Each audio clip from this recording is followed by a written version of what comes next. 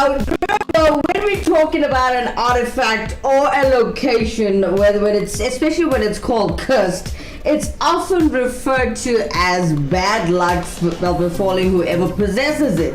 Now, the object or disrespects, or sometimes just visits the site, curses, jinxes, hexes, and black magic were a common element in the ancient world to punish or spread misfortune. And many people believe that certain places and artifacts have been cursed by angered individuals looking to create havoc for mistreatment, suffering in their lives. Good morning, everyone. Well, today's show is all about your cursed artifacts. If you are watching the show for the very first time, don't forget to like, share, and subscribe to this channel. You are currently watching us live on Attenville TV, and we're streaming in Lenasia South.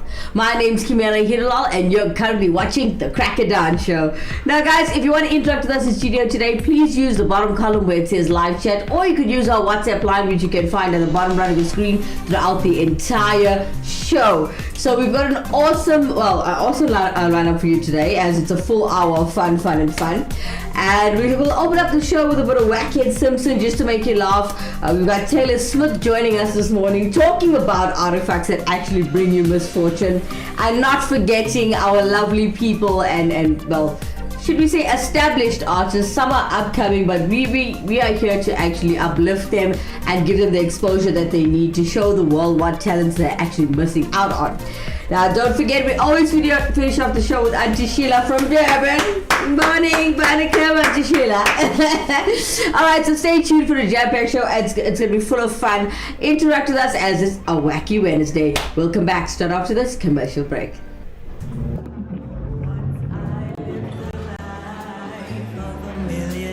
Rich taste that says you've arrived. Living a life of illusion, leaving your finances on the rocks. Do you want a bank that takes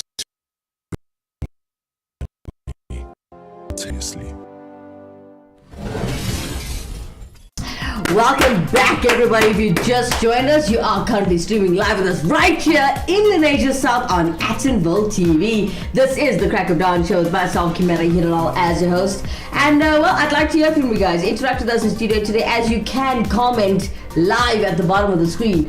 Now, we are talking about artifacts today, misfortunes and artifacts that bring you bad luck, as they say. And I'm not sure if you guys believe in this, but it's actually true. These are factual things that you are about to see. But before we get to it, let's open up the show with Wackhead Simpson. It's called Honey, Please Lie For Me.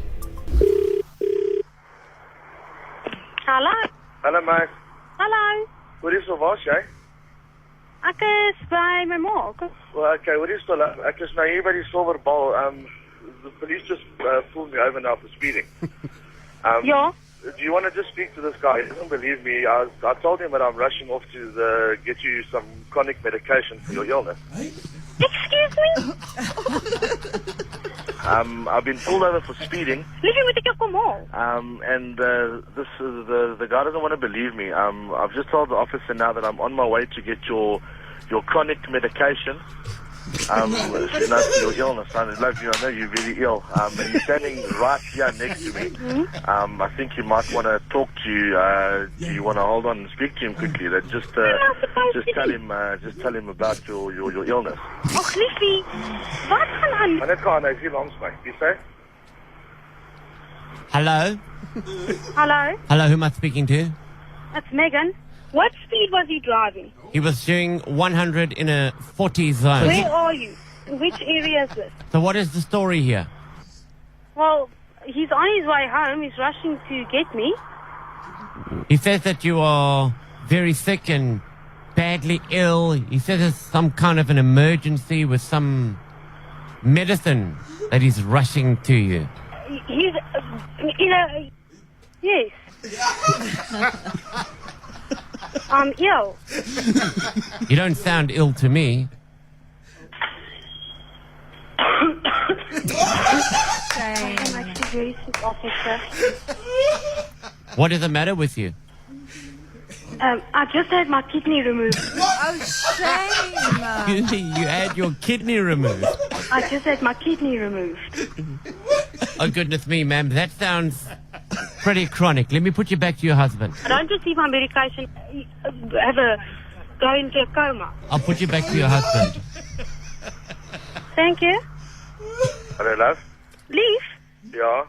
hoe kom jy Wat het jy vir hom gesê? Wel, Liefie, weet jy wat? Sorteer jouself uit. Ek weet nie wat om vir jou te sê nie. Ek kan nie so jy sit my in so 'n situasie nie. Hallo, love. You are upsetting me terribly now. Megan! Megan!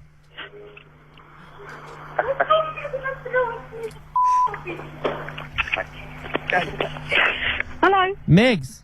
What? It's wicked. How you doing, Oh, sister? funny. Oh. Well, weet jy, I'm thinking this boy is snorkeling. Julle. Funny. Sorry. That is so ridiculous. Okay, my love. Nee, ek is nie en ek wil nie met jou praat nie. Shame, bless her, man. She did so well. Really convincing. You made the woman cry, Simpson. Shame. I know. We felt bad. We felt really bad. The things we do for love, I mean, covering up for your loved one and lying to help them to get out of trouble, it happens. Whack it, Simpson, everybody, live right here on Attenville TV. When we come back, we're going to have loads of fun with Taylor Smith. Don't go anywhere. Look at slide 4. Becky, don't lose your cool. Think of the quarter pounder. It will taste like sunshine on a rainy day. Oh, so make it a day, the quarter pound away. Da da da da da. Welcome back, ladies and gentlemen. If you just joined us, you are currently streaming live with us right here in the Nation South on Attenville TV. Well, this is the Crack It Down Show with myself, Kimera, Heeralal, as your host. And if you want to join us in conversation, you're welcome to comment at the bottom of the screen. Don't forget, if you haven't done this already for us, please subscribe to this channel as it helps us with your support and uplift our non-profit company. All right. So let's get a bit into it now. Now, looking at, we decided to talk about artifacts that actually bring us misfortune. Now, there was one thing I came across. It's an object, or should I say, it's the curse of the stolen ring of Sennacanus. Now, this ring, okay, it's quite interesting. It looks quite pretty. It looks like a normal gold ring, okay, like a normal random engagement ring, right? Now, sometime during the 4th century AD, Sylvanus, a Roman stationed in Gloucestershire, this is in England, right? Now, this was they visited the elaborate baths of the Celtic god Nodens. Now, this was located on the hill above the River Severn at Lydney. And the Temple of Nodens celebrated the Roman British deity that is associated with healing, hunting, dogs, and the sea. Now, when Sylvanus actually was at the temple, his gold ring was actually stolen from him. So Sylvanus actually believed that it was a Sennacanus who actually stole it from him. So thus, he went to the temple and prepared a lead plate, and also known as a defixio or cursed tablet. Now, he inscribed the tablet in Latin, and the text is translated. So for the god Nodens, Sylvanus was actually has a lost ring, right, and has donated 1/2 of its worth to the Nodens. Now, among those named, the Sennius permit no good health until it is returned to the Temple of Nodens. So anyone who actually touches this ring or comes into the possession of this ring actually does leave a curse or leaves you with a misfortune. Whether you lose your health, whether you lose your wealth, whatever the case may be, it is a misfortune. So guys, when stealing something, just remember it's coming with a curse, because the person that it actually belongs to is cursing you, is thinking bad thoughts of the person who took it without even asking, and it probably made it was sentimental value. Now, looking at what Taylor Smith is hosting for us today, he's got the top 5 cursed artifacts that bring you misfortune. Let's start with number 5 with the Shadow Doll. Hello out there, my ghouls and goblins, and welcome on back to Top 5 Scary. I'm Taylor, your casual crypt keeper, and I've got something for you today. You know, funny enough, the first ever video I made for Top 5 Scary was a list about cursed objects, and that's almost a full year ago. Almost, 2 more months and then it'll be a full year. But it's nice to come a little full circle and do something real classic today and do a list on cursed objects. Let's go down memory lane together. Let me know down below if you have a famous cursed object that I missed in this video, or if you have one that you know about that maybe I don't know about, because I always want to hear about new ones for new videos. Now let's dive on in. Number 5, the Shadow Doll. Coming up on the number 5 spot today is part of the collection owned by the late Ed and Lorraine Warren, big Top 5 Scary fan favorites. One of the first items you'll see when entering the Warrens' Haunted Museum is this terrifying little shadow doll made of bird feathers and real human teeth. The Warrens' son-in-law and current proprietor of the now defunct museum, Tony Spera, offers a little bit of insight on the doll, saying it was originally acquired at an antique shop where it was being sold, with the owners of the shop being none the wiser of the doll's evil. That's completely on the antique shop owner though. You know, you come into a possession of a doll made of bird feathers and human teeth, your first instinct should not be to stick a price tag on it. You should toss it into the ocean or burn it, something like that. Spera claims that the doll's curse works by taking a photograph of the doll, and then when it develops, you write the curse that you'd like to inflict on the back of the photo, and you send that to your victim. And the person who opens the envelope and sees the doll in the photograph will invite the curse into your home. Now, probably a lot of pictures of the shadow doll behind me, or pictures of the shadow doll being interspersed in this video right now. I just want to tell you, I don't have any curses in mind.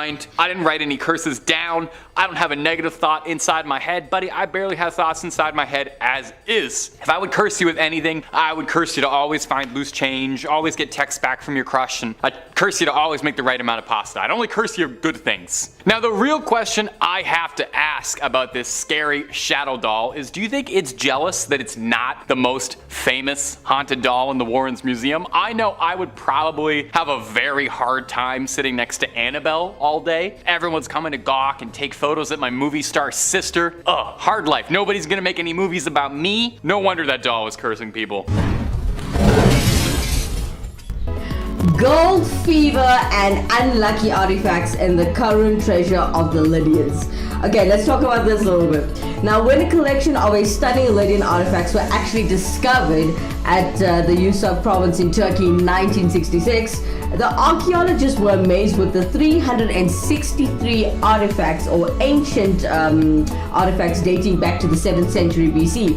Now, this was impressive. This was the Karun treasure, right? And it's now known also caused many troubles, and locals say that the treasure is cursed and brings nothing but problems and death. Now, as time passed, people started to see more and more issues with the treasure, and even when they're celebrating the discovery, people of the Yusuf province actually fear that the hoard was not necessarily a good thing.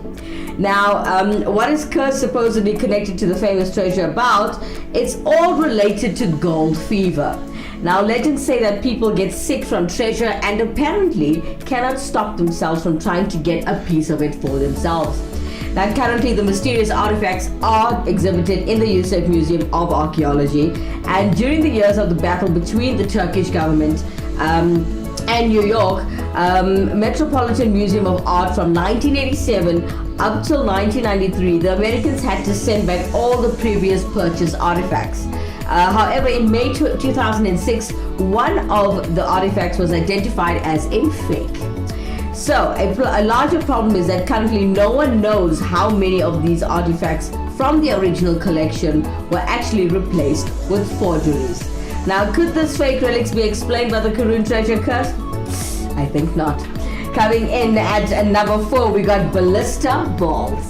Number 4, cursed ballista balls. Like, the last couple years had everybody acting pretty strange. I think it was unprecedented times. Maybe you binged all of Tiger King in a day. Maybe you got really into making sourdough. Maybe you returned a cursed artifact you stole when you were a teenager. We all went through some personal development. In 2020, a source that chooses to remain anonymous returned an ancient artifact that they'd stolen as a teenager to the Israeli government. A Bronze Age ballista ball fired during during the Great Jewish Revolt by the Romans. The thief swiped them as a teenager when visiting with a group of friends and went on to live a fairly normal life, a successful career, found a partner, sired some children. Throughout his entire life, he felt as if there was a weight over him, as if he had some invisible presence of guilt weighing down on him forever. And he said no matter how long it had been, or how much his life had moved past this childhood act of delinquency, his heart could never move on from it, and he felt as if he'd been cursed to forever bear the guilt of it. During the events of the last few years, he said it stirred in him this apocalyptic feeling that made him want to return the ballista balls in the hopes of finally clearing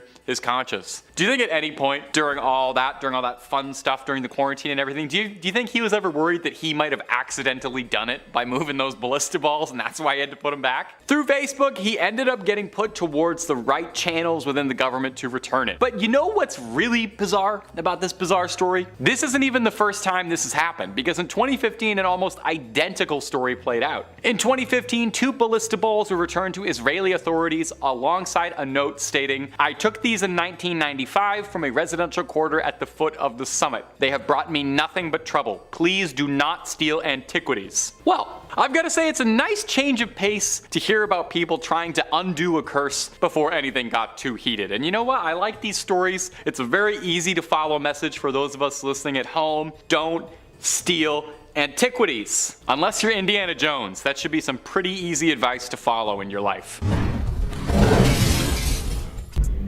King Tut's cursed trumpets that summon wars. This sounds quite dangerous. I wouldn't do it if you found it. Don't even blow the trumpet, okay? I mean, seriously, if you know something's gonna cause a war, just don't do it. Alright, so anyway, in 1992, there was a tomb of the Tutankhamun, who was actually discovered in Egypt by an expedition led by the archaeologist Howard Carter. Now, the discovery made an uncovering largely untouched tomb provided with a wealth of knowledge about ancient Egypt. Its actually burial practices and its customs were found. So among the amazing items recovered was a set of wooden silver and bronze trumpets, and a fascinating find, but possibly a cursed one too. Now, if you listen to the sound of one of the trumpets that was recorded in 1939 by BBC Radio, right? Now, these people now from all over the world actually heard the sound of this extraordinary and ancient instrument. A few months after the trumpet was played, World War II actually broke out. Now, eventually leading a legend that the trumpets and the magical power to summon war. Now, in fact, the earliest trumpets in Egypt appear to have been used for military purposes only, to actually alert possible direct soldiers on the battlefield. Now, Egyptian archaeologists such as Zahi Hawass do believe that the trumpets have magical powers related to war. So, Egyptologist Hala Hansen, a supporter of the idea that the trumpets are actually cursed, and it also claims that one of the trumpets was played in 1967 and again in 1990 by anonymous students who were actually conducting a study on Tutankhamun artifacts. Well, guys, if you ever find a trumpet that is quite ancient, please do not play it unless you know anything about the artifact. Coming in at number 3, we have Crying Boy Painting. Number 3, the Crying Boy Painting. Some of my favorite cursed objects are a good haunted painting. Maybe it's because I had a huge fondness for Ghostbusters 2 as a little guy, and it's got a haunted painting as the main bad guy of that movie. Maybe it's just because I'm very enticed by the uncanny valley of a pair of eyes that you can look at but can never look at you back. We'll probably mention that in therapy next time. Anyway, case in point, take a look at this painting, The Crying Boy. Looks like a fairly normal painting, wouldn't look too out of place in your dentist's office. It's not really my kind of art, but I'm sure a generation of grannies love to put this in the parlor. It's been the center of a series of strange coincidences that are just too darn odd to be true. It was painted by an Italian painter, one Giovanni Bragolin, and mass-produced as a print across the 50s, so everyone could enjoy this sad crying boy in the comfort of their own home until they would burn down. Because for some bizarre, possibly paranormal reason, firefighters around Essex, London would report that frequently, amidst smoldering ruins of a burned down house, repeatedly they would find the Crying Boy painting completely untouched by the flames, even when everything else had burned to ash. Now, this happens once, that's bizarre. 2, very strange. If this happens 3 times, you've got yourself an outright paranormal mystery on your hands. The British tabloid The Sun loved the story and was spreading stories of the cursed paintings like a house on fire. Too soon? The Sun printed out warnings of people who owned the painting and that they should get rid of it, lest they find themselves smelling smoke. The story was so popular and people were so invested in the curse of the crying boy that the Sun tried to take it upon themselves to rid London of the curse by, get this, holding a bonfire in which anyone who owned a print of the cursed painting could come, torch it, and hopefully exorcise whatever demons had got into the printing press. The bonfire was a raging success, with sackfuls of the prints being torched, seemingly ending the curse of the crying boy. After hearing about this story though, does anyone else kind of want one of the prints? I don't know, there's something about it. Kind of freaks you out, yeah? Makes you not want to buy a painting ever again. Alright, so before we get to it, we're going to cut to a commercial break, but don't go anywhere. We're going to talk about the curse of the Hope Diamond, if you have heard of it before. For those of you who do watch the news and keep yourself clued up about your current affairs, you should know about this diamond. We'll come back straight after this commercial break. You can do anything. All you need is determination. And a fresh pair of these nullies. But what's the point of looking like NJ Game if all your money's on your feet and your dreams go up in flames? In this world of doing it for a gram, do you want a bank that takes your money or a bank that takes your money seriously?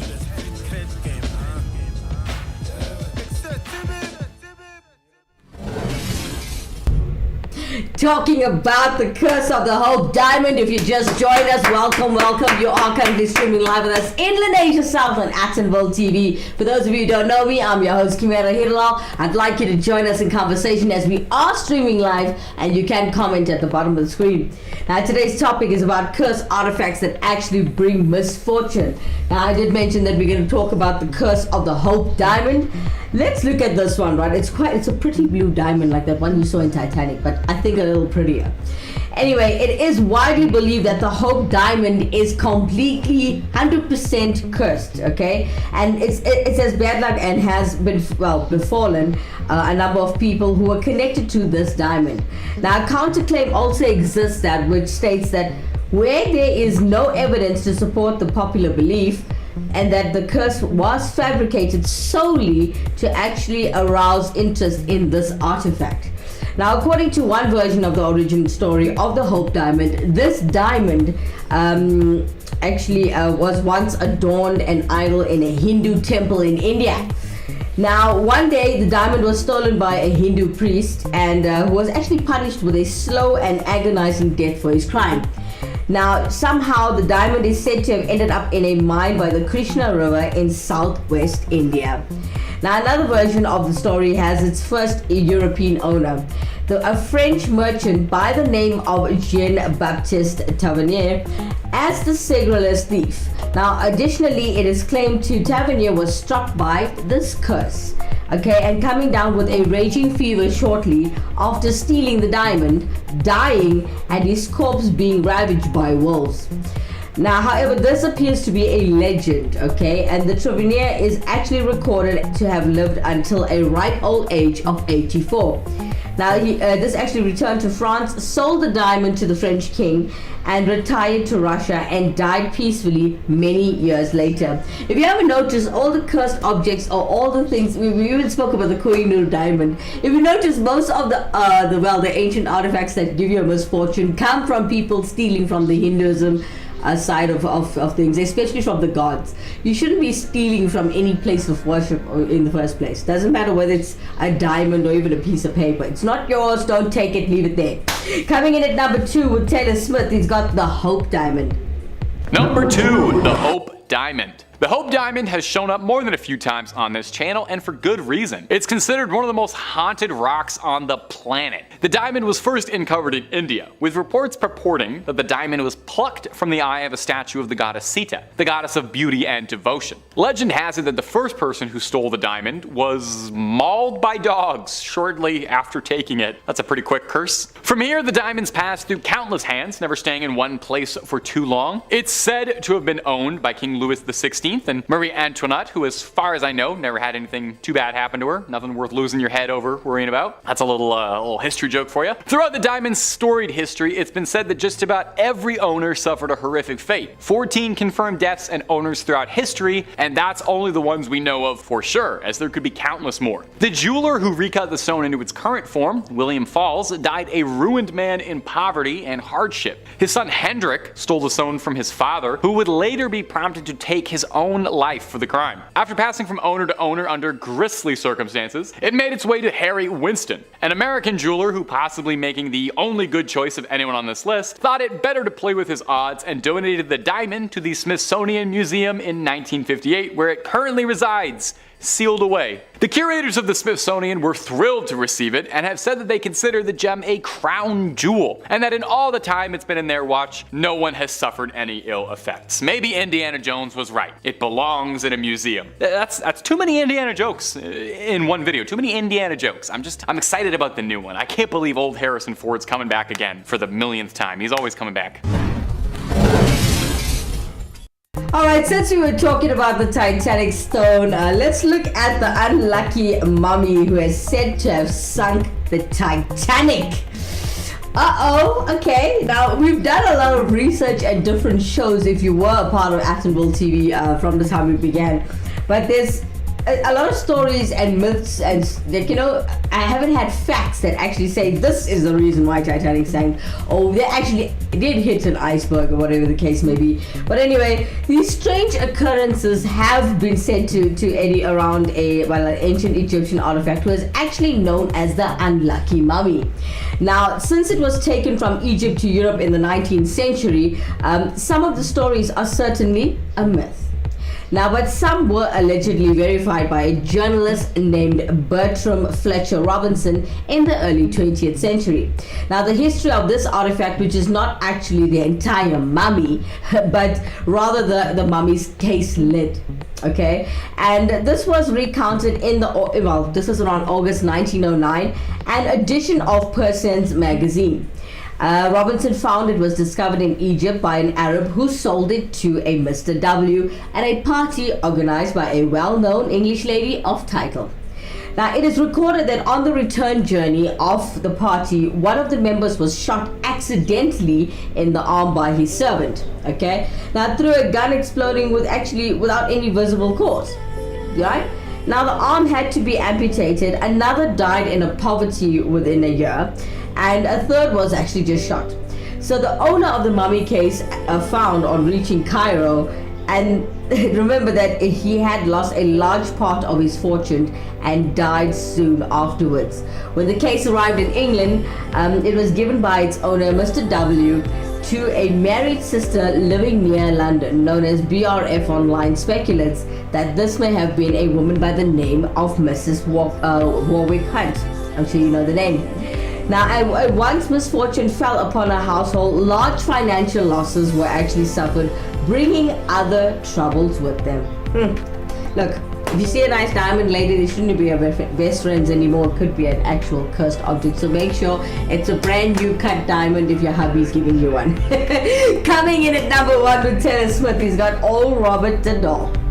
Number 1, Robert the Doll. Every good list of cursed objects should definitely include one cursed doll. I know we had the Shadow Doll up there, but that was like a starter cursed doll. We got better ones. So that's why we're going to finish up this list for today with a classic haunted doll. Dolls are just inherently a little bit scary when they're not being used for make-believe, and they're especially scary when they carry a series of unfortunate urban legends with them, like the case of Robert the Doll. Maybe you've even heard of Robert the Doll, maybe from this very own channel, maybe from this very own host, because I mentioned him in the first video that I ever did. It's all full circle. He's one of the more notable cursed dolls out there. If you're in the cursed doll community, you probably know him. Robert has been haunting for over a century. He used to be the property of one Robert Jean Otto. Although he shared a name with the doll, he preferred to be called Otto. Maybe because of the doll, he wanted to be called Otto. Anyway, Otto received Robert as a boy from his grandfather, who obtained the doll through unknown means. Trying to trace wherever it came from has proven fruitless, as no toy company has ever been found to have produced it. Now the young Otto loved Robert and had a very active imagination to a degree that would unsettle his parents. He would refer to the doll in first person and brought it everywhere with him, even dressed it in his own clothing. Otto would say that he would hear Robert talk to him and would see him move. Children who passed the homestead when walking by would say that they claimed that they saw Robert in the windows watching them. Otto would blame all these mishaps on Robert. Injuries, breaks, anything that happened, it was because Robert had told him to do it or that Robert the doll had